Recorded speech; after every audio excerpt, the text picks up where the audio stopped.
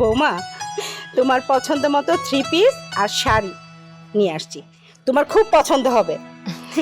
দেখি তো।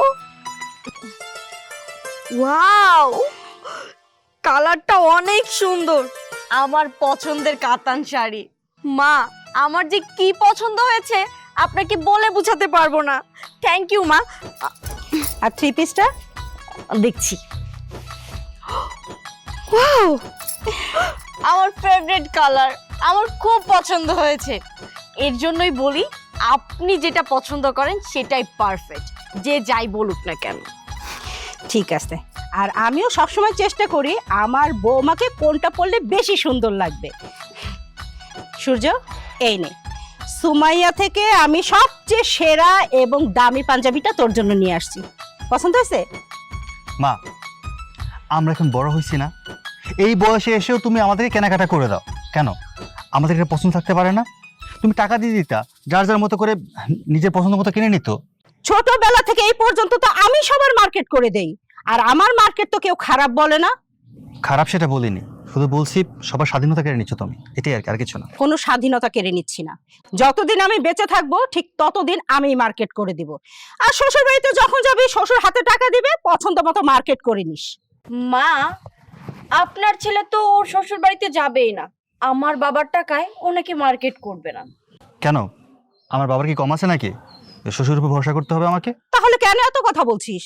আমি যেটা দিব সেটাই পরবি, কোনো কথা হবে না। এই যে তোমার জন্য পাঞ্জাবি কিনে এনেছি, দেখো। বাহ বাহ বাহ বাহ, খুব সুন্দর।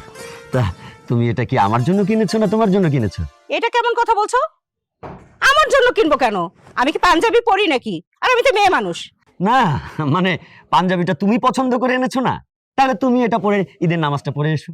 বাবা বাবা বাবা বাবা, হ্যাঁ, ভূতের মুখে রাম নাম। এই, তোমাকে বলি নেই যে কখনো আমার চোখের দিকে তাকিয়ে তুমি কথা বলবে না? সাহস তো দেখি দিনে দিনে বেড়ে যাচ্ছে, সাহসটা কমাও, তা না হলে ভবিষ্যতে কিন্তু খারাপ হবে। আর এই যে মা জননী, হতাশ হবার কিছুই নাই, তোমার জন্য মার্কেট করেছি। এই যে নাও তোমার শাড়ি, দেখো পছন্দ হয়েছে কিনা। মা, এ তো পুরনো শাড়ি, ভ্যানে এগুলো 200 টাকা করে বিক্রি করে। এই শাড়ি পরে আমি ঈদ করবো? তো কি করবা, বিধবাদের তো অত রং বেরঙের শাড়ি পরা চলে না। ভুলে যাও কেন? 2 দিন আগে তো স্বামীকে খাইছিস বিধবা হয়ে আমার বাড়িতে। আমি যেটা দিব ঠিক সেটাই তোকে পড়তে হবে, অত রং ঢং করা এই বাড়িতে থেকে চলবে না। তোমরা কত সুন্দর সুন্দর শাড়ি আনছো, ব্র্যান্ডের শাড়ি আনছো, আমার লেগে একটা আনলে কি হইতো মা? শেফা, সবার কপালে সবকিছু সহ্য হয় না মা, সেটা কি তুমি ভুলে গেছো? ব্র্যান্ডের শাড়ি পরার কপাল তোমার না, যাদের পরার তাদের আমি দিয়েছি, তাই যেটা দিছি সেটাই পরো, কোনো কথা বলো না। আর এই যে আমার সাধের নাতনি, নেন আপনার জন্য এনেছি, দেখেন আপনার আবার পছন্দ হয় কিনা। নানু, তুমি কি আমার জন্য এই জামা ভ্যানের থেকে নিয়ে আইছো নাকি? ভ্যানের থেকে আনছি না কোথা থেকে আনছি এইটা তো বিষয় না, তুই পরবি এটাই হচ্ছে বড় বিষয়। না, আমি এই জামা পরবো না। আমি ভ্যানের জামা কিসের জন্য পরবো? এতেমের বাচ্চার তো এত শখ আহ্লাদ থাকতে নেই, হ্যাঁ? মুখে তো দেখি টকবক টকবক করে খই ফুটতেছে। আমি যেটা দিছি সেটাই পরতে হবে, নতুবা কোনো কাপড় চোপড় তোমার ঈদে হবে না। মা, তুমি আমার জন্য ভ্যান থেকে কাপড় আনছো, কোনো সমস্যা নেই, কিন্তু আমার মাইয়াটা তো ছোট, ঈদের সময় বান্ধবীগুলোকে ঘুরবো, ওর লেগে একটা ভালো জামা আনতে পারতাম। ওর জন্য ভালো জামা আমি আনতে পারতাম, কিন্তু শেফা, যার বাবা নাই তারা তো শখ আহ্লাদ সাজে না। যেটা দিছি সেটা তোদের সৌভাগ্য, আমার কাছ থেকে অন্তত এর বেশি আশা করিস না। আশা করলে আর কষ্ট পেতে হবে, কথাটা মাথায় রাখিস। যা, যার যার ঘরে যা।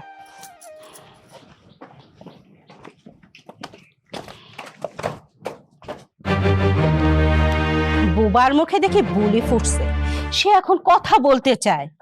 বেশি কথা তো বলা ভালো না, আসো, কথা কিভাবে বন্ধ করতে হয় সেটা আমি ভালো করে জানি। রুমে চলো।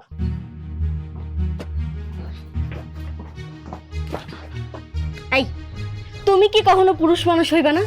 কেন, আমাকে কোনো দিক থেকে তোমার মহিলা মানুষ মনে হয়?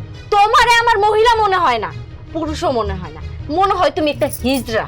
তা না হলে তুমি কোনো কিছুর প্রতিবাদ করতে পারো না কেন? আমি কি প্রতিবাদ করব? আমি নয় একটু একটু প্রতিবাদ করি, আর তুমি তুমি কি করো? তুমি তো সারাক্ষণ আমার মাকে তেল দিয়ে চলো। তাছাড়া আর কি করব? হ্যাঁ, তোমার মাকে তেল দিয়ে চলি বলেই না এই সংসারে এখনো শান্তি আছে, এই সংসারে আমি আছি। শোনো, তোমার মাকে যদি আমি তেল দিয়ে না চলতাম তাহলে কবে এই সংসার ছেড়ে আমাকে চলে যেতে হতো। আমি তো দেখি তোমার বোনের সাথে তোমার মা কেমন ব্যবহার করে। সে একটু নরম দেখে যা তা ব্যবহার করে তার সাথে, তার মেয়ের সাথে। আমি যদি তেল দিয়ে না চলি না, আমি যদি একটু 19-20 করি, তাহলে তোমার মা এ বাড়িতে আমাকে আদর করে বৌমা বৌমা করবে না, চাকরানি বানিয়ে রাখবে। এই সংসারের ভালোর জন্যই আমি শুধু তেল দিয়ে চলি। হ্যাঁ, তুমি যেমন সংসারের ভালোর জন্য মাকে তেল দিয়ে চলো, আমিও ঠিক তেমনই এই সংসারের ভালোর জন্য, সবাই ভালো থাকার জন্য একটু চুপ থাকি, এছাড়া কিছু না। আচ্ছা, তাই নাকি? তোমার বাবাও কি তাহলে এই সংসারের ভালোর কথা চিন্তা করে চুপ করে থাকে, নাকি সে নির্যাতিত পুরুষ? দেখো, এটা আমি ছোটবেলা থেকেই জানি যে আমার মা আমার বাবার উপরে একটু বেশি টর্চার করে। তাহলে আমিও শুরু করে দেই, কি বলো? আমিও তোমার মায়ের মতো তোমার উপর টর্চার করি। তোমার মা যেমন তোমার বাবাকে শাসন করে রাখে, নিজের হাতের মুঠোয় রাখে। এই যে শোনো না, রাত হলেই তোমার মা বাবার ঘর থেকে ঠাস ঠুস শব্দ আসে। কিসের? তোমার বাবা তোমার মাকে মারে না, তোমার মা তোমার বাবাকে মারে। আমিও তাই করি, তাহলে তো সংসারটা আরো সুখের হবে। তুমিও প্রতিবাদ করবে না, তোমার বাবাও করবে না, আর আমি তো করতেই পারবো না। দেখো, এসব নিয়ে ঝামেলা করো না। সবসময় যেটা দেখে আসছি সেটা এখন হুট করে তো পরিবর্তন করা যাবে না। আর আমার মা একটু রাগী, সেটা সবাই ভালো করে জানো। আমার মাও কোনোদিন শোধরাবে না, আর আমরাও স্বাধীনতা পাবো না। তাই বলে কি, মায়ের সাথে একটু তাল মিলিয়ে চলো, না হয়তো এই সংসারে অশান্তি নেমে আসবে। সেটাই তো চলছি। চলতে চলতে কবে জানি তোমার মায়ের মতো হয়ে যাই। তোমার মা যেমন তোমার বাবার উপর অত্যাচার করে, আমিও করব। তখন আর বলতে পারবে না যে তোমার বউ খারাপ।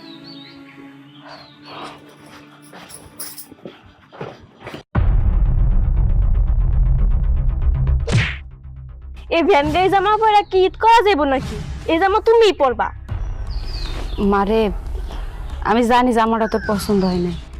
ঈদের দিন তোর বান্ধবীর অনেক সুন্দর সুন্দর জামা গায়ে দিব, তুই এই জামা পরে ঈদ করলে মানুষ হাসাহাসি করবো, তুই লজ্জা পাবি। কিন্তু কি করার মা, ক? তোর তো এই জামা পরে ঈদ করতে হইব। আমি তো চাইলেই তোর একটা নতুন জামা কিনা দিতে পারবো না, আমার কাছে তো টাকা নাই। আর তুই তো জানোস আমরা এই বাড়িতে হ্যাগো ঘাড়ের উপর বয়ে বয়ে খাইতেছি, এমনিতেই হ্যাঁ আমাকে দেখতে পারে না। এইবারে ঈদ জামাটা পরে ঈদ কর, পরের বাড়িতে তোর জন্য আমি টাকা জমা একটা ভালো জামা কিনে দেবো। না, আমি ভ্যানগাড়ি জামা পরবো না। আমার সব বান্ধবীরা কত সুন্দর সুন্দর জামা পরে, কত দামি দামি জামা পরে ঈদ করে, আর আমি এই সিরা ফাটা ভ্যানগাড়ি জামা পরবো? একটা কাজ করো, এই জামা তুমি পরো, তুমি ঈদ করো, আমার ঈদ লাগবো না। মা, জেদ ধরিস না। তুই যদি অমন করে কস তাহলে আমি কই যাবো ক? বাড়ির একটা মানুষও আমারে বুঝে না। আমার বাপের এত টাকা, এত পয়সা, কত টাকা ফিতরা দেয়, কিন্তু হ্যাঁ গো কাছে নিজের মাইয়া নিজের নাতির জন্য সামান্য টাকা হয় না, সামান্য একটা ঈদের জামা পর্যন্ত হয় না। যাগো বিবেক আছে হ্যাঁ করে বোঝান চায়, আর যাগো বিবেক নাই তা করে কি দিয়ে বোঝাবো মা, ক তুই? এইবার এই জামাটা পরে ঈদ কর মা, তোরে আমি পরের বার সুন্দর একটা জামা কিনা দেবো না, আর জেদ ধরিস না। না, আমার কোনো জামাই লাগবো না। আচ্ছা, আমি একটা কথা কও তো, তুমি যে তোমার জামা দিতেই পারবো না, তাহলে আমার জন্ম দিয়েছিলা কেন? আমার এবার ঈদ করা লাগবো না, আমি গেলাম। দাঁড়া, আমার কথা শোন।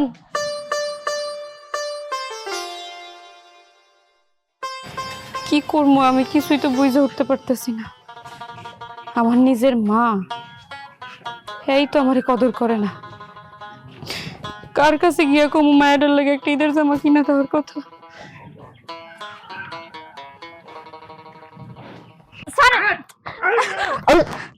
কি হয়েছে? বাচ্চা মেয়েটা ধাক্কা মারেন কেন? আরে ভাই, আপনি বেশি বেচাল পারেন না। আমার দামি পুতুলের ড্রেস ও খালি আমার 2 হাত দেখলো হসে, মতলব বেশি সুবিধার না। আচ্ছা বুঝছি, আপনি জানেন জায়গা থেকে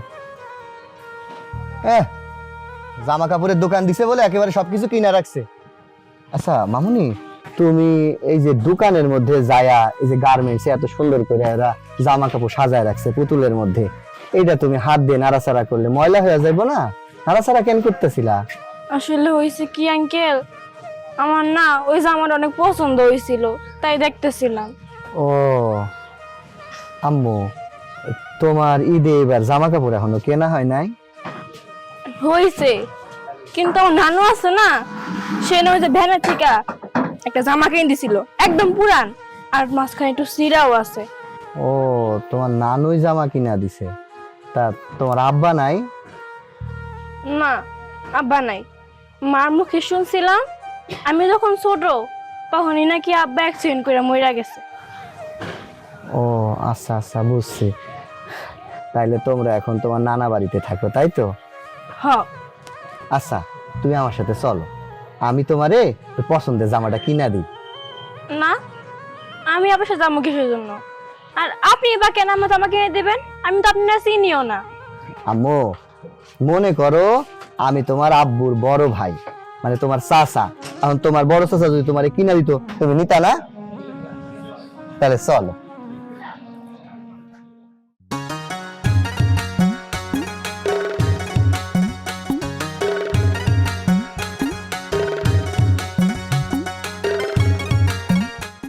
আচ্ছা আঙ্কেল। তুমি এখন যাইতে পারবা মা? পারম, কিন্তু আঙ্কেল আপনি আমার পর মানুষ হইয়া আমার তো দামি কাপড় কিনে দিলেন কেন? আমি পর মানুষ হইয়া কেন তোমার এত দামি কাপড় চোপড় কিনা দিলাম শুনতে চাও? মাগো, আমার আসলে সন্তান বলতে কিছু নাই। তোমার কাকিরে নিয়ে আমি সংসার করি, কিন্তু আল্লাহ আমাদের একখান সন্তান দেয় নাই। মসজিদে গেছি, মন্দিরে গেছি, দরগায় গেছি, কত ডাকছি আল্লাহর কাছে, গির্জায় গেছি, মুসলিম হইয়াও যিশু খ্রিস্টের কাছে কইছি, কিন্তু আমার নসিবে তোমার মতো ফুটফুটে একখান রাজকন্যা জোটে নাই। আজকে যখন তোমারে দেখলাম তখন মনে হইল আমার যদি এতদিন একটা সন্তান দিত আল্লাহ, তাহলে নিশ্চয়ই তোমার মতো এত বড় হইতো। আমিও তো ঈদে আমার সন্তানরে নিয়া বাজারে আইতাম, পুতুলের মধ্যে সাজানো পোশাক কিনা দিতাম। আমার মনে হইল কি জানো, আল্লাহ আজকে তোমারে আমার কাছে পাঠাইছে আমার মাইয়া বানাইয়া। আর ওই আইছিলাম কিন্তু আমি তোমার কাকির জন্য আর আমার জন্য ঈদের শপিং করতে। এই সেই টাকাগুলান দিয়াই তোমার এইগুলা কিনা দিলাম। তুমি যখন ঈদের দিন এই পোশাকটা পরবা, দেখবা কত সুন্দর দেখাইবো তোমার। আচ্ছা আঙ্কেল, আপনি যে আপনার সব টাকা দিয়ে আমরা এই জামাগুলা দিলেন, তাহলে আপনারা পরবেন কি? মাগো, আমরা তো প্রত্যেক ঈদেই পড়ি, কিন্তু এইবারের ঈদ তোমার কাকিও খুশি হইব, আমারও খুশি লাগতাছে যে আমার মাইয়াই নতুন পোশাক পরবো। কোনো ইচ্ছাই তো আল্লাহ পূরণ করলো না, তোমারে পোশাকটা দিয়া এই যে মনের কষ্টটার ইচ্ছাটা পূরণ করলো, এতেই আমি আল্লাহর কাছে হাজার শুকরিয়া জানাই। ঠিক আছে আঙ্কেল, তাহলে আমি যাই। হ্যাঁ হ্যাঁ আচ্ছা মা, সাবধানে যাইও, দেখে শুনে যাইও। আচ্ছা আঙ্কেল, আমি তাহলে এখন যাই। হ্যাঁ আচ্ছা মা, তুমি সাবধানে যাইও, দেখে শুনে যাইও। ঠিক আছে।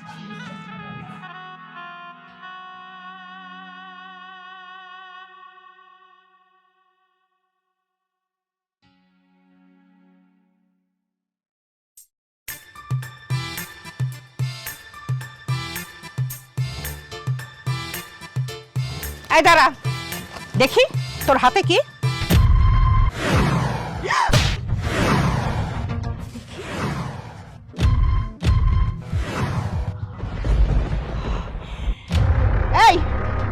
এই জামা কাপড় তুই কোথায় পেলি?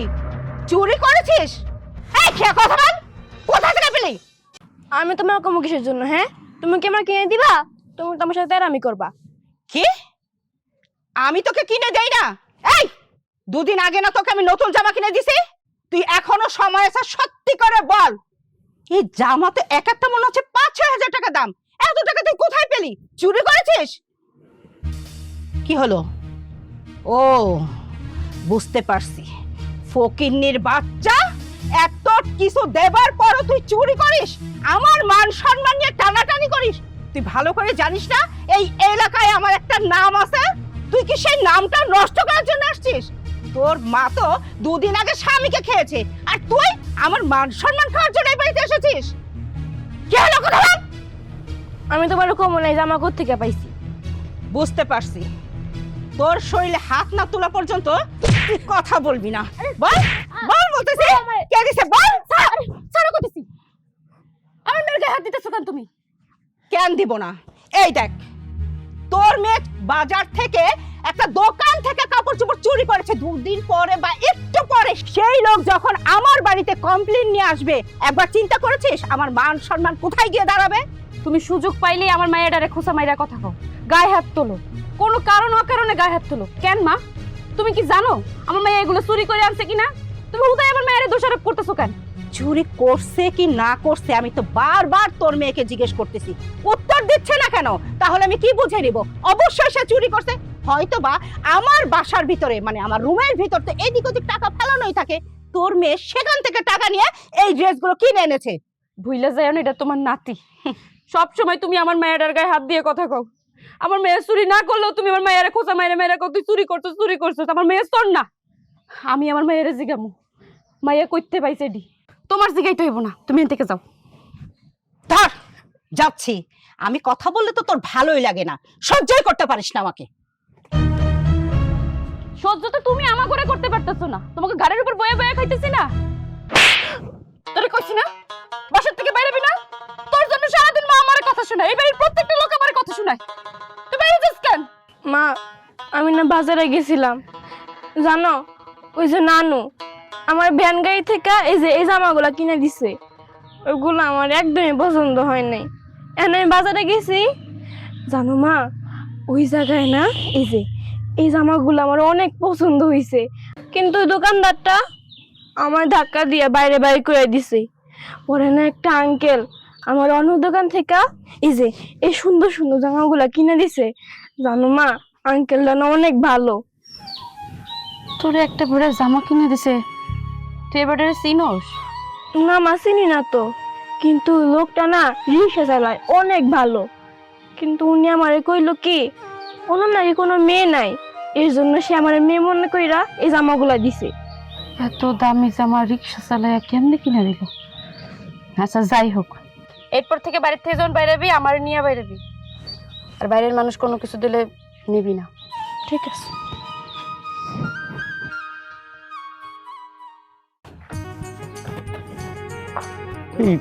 আনিসটাকে যে কি করি না, বললাম যে ঈদের আগে একটু বাগানটা পরিষ্কার কর, মরা ফুল টুল গুলো ফেলে দে, কিচ্ছু করে না। আর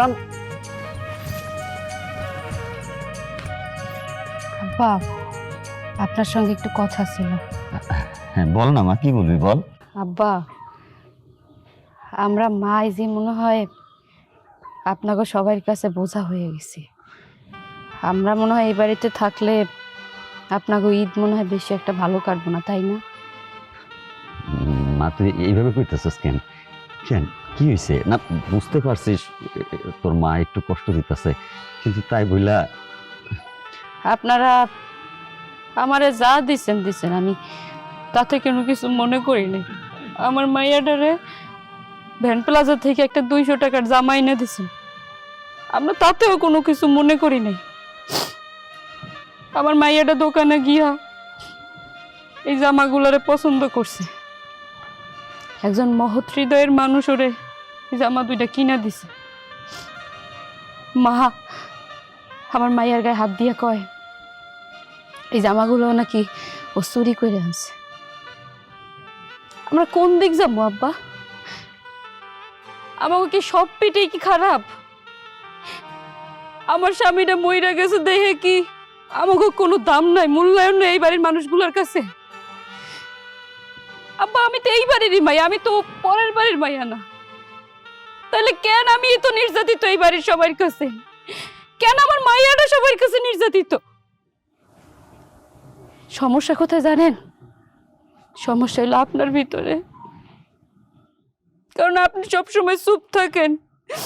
মা আপনার দিন রাত কথা শোনায়, নির্যাতন করে, আর আপনি একজন পুরুষ মানুষ হয়ে আমার মার হাতে মার খান, কথা শুনেন। আর আপনি একজন পুরুষ মানুষ হয়ে একজন মহিলা মানুষের কথা শুনেন। আপনি যদি একটু শক্ত হইতেন, আপনি যদি আমার মাটারে শাসন করতে পারতেন, তাইলে আজকে আমার আর আমার মায়ের এই গা গোতা গায়ে এই বাড়িতে পইরা থাকতে হইতো না আব্বা। মারে মা, তোরা সবাই আমার খারাপ ভাবতে পারো যে আমি সবকিছু কেন মুখ বুঝে সহ্য করি। বিয়ার পর থেকে আমি তোর মায়ের উপরে কোনোদিন কথা কই নাই, কারণ আমি সবসময় চাইছি সংসারটা শান্তি থাক। আজকে তার সাথে উচ্চ বাচ্চ কইরা আমি সংসারে অশান্তি চাই নাই। তারপরে তোরা হইলি তোর মায়ের তগ উপরেও চাপ দেওয়া শুরু করলো। আমি ভাবলাম হে তো মা, সে তার মাকে, আমি ভাবলাম হে তো মা, সে তার সন্তানকে এইভাবে বোধহয় মানুষ করব।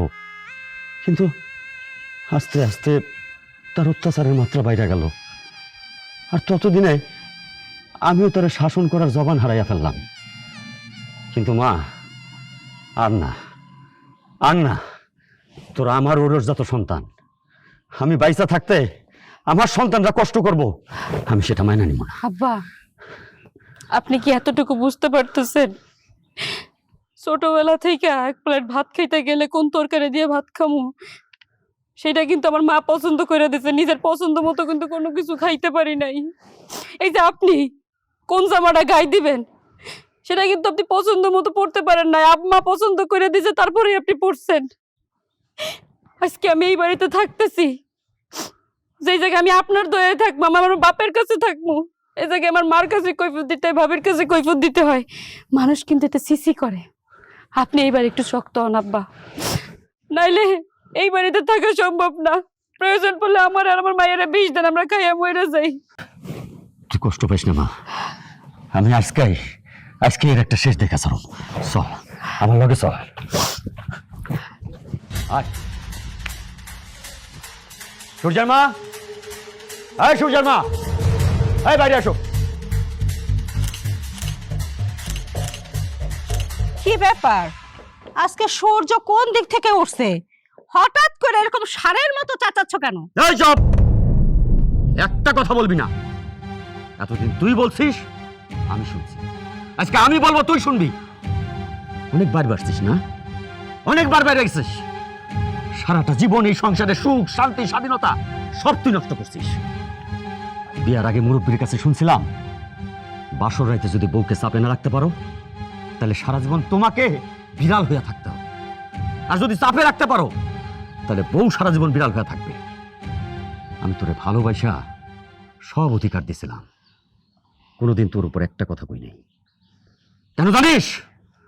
কারণ আমি সংসারটায় শান্তি চাইছিলাম।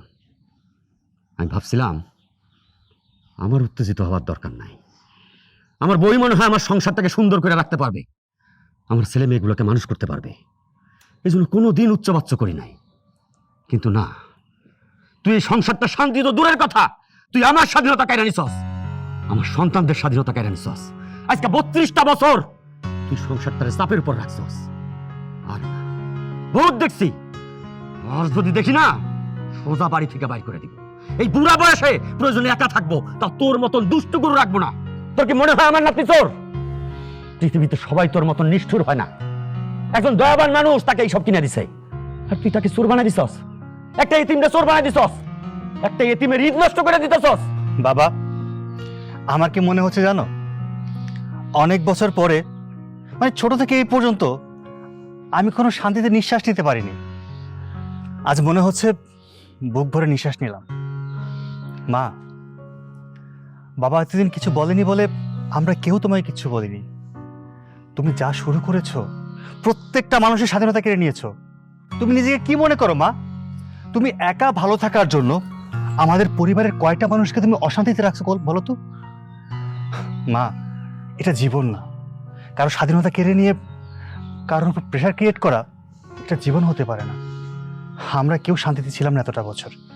তুমি সবার স্বাধীনতা কেড়ে নিয়েছো মা, এটা মোটেও ঠিক করোনি। আমি তোমার প্রথম সন্তান, বড় সন্তান, যে কিনা তোমার গর্ভে প্রথম আসছিল, তোমাকে প্রথম মা ডেকেছিল, সেই সন্তানই তোমার ভালো চাচ্ছে না এখন। কেন জানো? তুমি তার স্বাধীনতাও কেড়ে নিয়েছো। মা, আমি জানি এখন আমি যে কথাগুলো বলবো আপনার শুনতে অনেক কষ্ট লাগবে। এই যে এতদিন আমি আপনার সাথে তাল মিলিয়ে চলেছি, আপনি যেভাবে বলেছেন আমি সেভাবে চলেছি। সেটা কেন করেছি জানেন? শুধুমাত্র এই সংসারটাকে ভালো রাখার জন্য। আমি জানতাম আমি যদি আপনার কথা না শুনি, আপনার কথা মতো না চলি, তাহলে আপনি অশান্তি করবেন, এই বাড়িতে আমাকে চাকরানি করে রাখবেন। শুধুমাত্র সেদিক থেকে বাঁচার জন্য আপনার কথা শুনেছি। এই যে দেখুন না, আপনি আপনার নিজের মেয়ের সাথে কি করেছেন, তাকে এই বাড়িতে চাকরানি করে রেখেছেন। তার হাজবেন্ড মারা গিয়েছে, সে তো ইচ্ছা করে বিধবা হয়নি। আপনার নিজের মেয়ে, কোথায় আপনি তাকে সান্ত্বনা দিবেন? তা না করে সারাক্ষণ তাকে খোঁটা দিয়েছেন, তার মেয়েটাকে অবহেলা করেছেন। কেন মা? সে তো আপনার নাতনি, একটা এতিম মেয়েকে এভাবে অবহেলা করতে দুবার ভাবেননি আপনি? যেমন অত্যাচার করেছেন আমাদের উপরে, তেমন করেছেন এতিম মেয়েটার উপরে। বাবা, বাবা, আজকের এই দিনটা দেখার জন্য আমি এতদিন চুপ করেছিলাম। শুধু আমি দেখতে চেয়েছি কবে আমার শ্বশুর বিড়াল থেকে বাঘ হয়। সাব্বাস বাবা।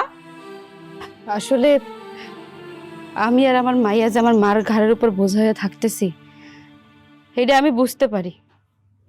ঘরে যদি সৎমা থাকতো, তাও মনে হয় এমন ব্যবহার করতো না যেমন আমার আপন মা আমার সাথে আমার মায়ের লগে যে ব্যবহার করছে। ভাবছিলাম যে মার কাছে থাকলে মনে হয় দুনিয়াতে সবচাইতে নিরাপদ থাকবো আমি আর আমার মাইয়া, কিন্তু না, মার কাছেই আমরা নিরাপদ না। যা হইছে ভালো হইছে। আমরা যদি তোমার কাছে বোঝা হয়ে থাকি, বাড়ির থেকে বাইর করে দাও, আমরা এই বাড়ি ছেড়ে চলে যাই। আর তা যদি না করতে পারো, বিষ আইনা দাও, বিষ খেয়ে তুই মাইজি মরে যাই। শেফা, তোরা ঠিকই বলছিস, তোরা বিষ খাবি কেন? বিষ তো খাওয়া দরকার আমার। আমি যে এত খারাপ, এত জঘন্য, আমি এই পর্যন্ত বুঝতেই পারি নাই। তোদের সাথে এত খারাপ ব্যবহার করছি, তোরা কখনো প্রতিবাদ করস নাই।